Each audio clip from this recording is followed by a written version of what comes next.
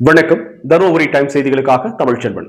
தருமபுரி ஒருங்கிணைந்த நீதிமன்றத்திற்கு தொடர் வெடிகுண்டு மிரட்டலால் வக்கீல்கள் நீதிமன்ற பணி புறக்கணிப்பு. தருமபுரி மாவட்ட ஒருங்கிணைந்த நீதிமன்றத்திற்கு தொடர் வெடிகுண்டு மிரட்டல் மின்னஞ்சல்கள் வருவதையும் அதற்கு உரிய நடவடிக்கை எடுக்கவில்லை என்பதை கண்டித்து தருமபுரி வழக்கறிஞர்கள் நீதிமன்ற பணிகளை புறக்கணித்து போராட்டத்தில் ஈடுபட்டனர். தருமபுரி மாவட்டம் தடங்கு பகுதியில் செயல்பட்டு வரும் மாவட்ட ஒருங்கிணைந்த நீதிமன்றத்திற்கு கடந்த 18ஆம் தேதி மற்றும் நேற்று மர்ம நபர்கள் போலி மின்னஞ்சல் முகவரிகள் மூலம் வெடிகுண்டு மிரட்டல் விடுத்தனர். இதனால் நீதிமன்ற வளாகத்தில் பரபரப்பு ஏற்பட்டதுடன் பாதுகாப்பு சோதனைகளில் மேற்கொள்ளப்பட்டதால் நீதிமன்ற பணிகள் பாதிக்கப்பட்டன.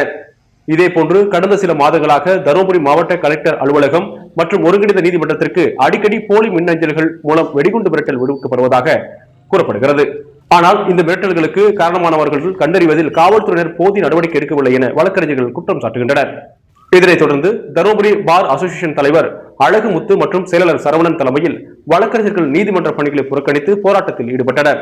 அப்போது அவர்கள் கூறியதாவது: தருமபுரி மாவட்ட நீதிமன்றம் மற்றும் கலெக்டர் அலுவலகத்திற்கு தொடர் போலி மின்னஞ்சல்கள் மூலம் வெடிகுண்டு மிரட்டல்கள் விடுக்கப்பட்டு வருகின்றன.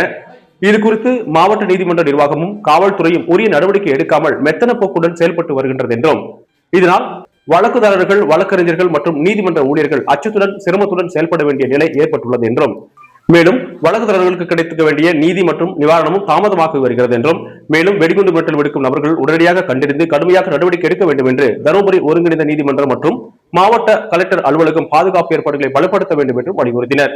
இந்த கோரிக்கைகளை வலியுறுத்தி இன்று மற்றும் நாளையும் நீதிமன்ற பணிகளை புறக்கணித்து போராட்டம் தொடரப்படும் என வழக்கறிஞர்கள் தெரிவித்தனர்.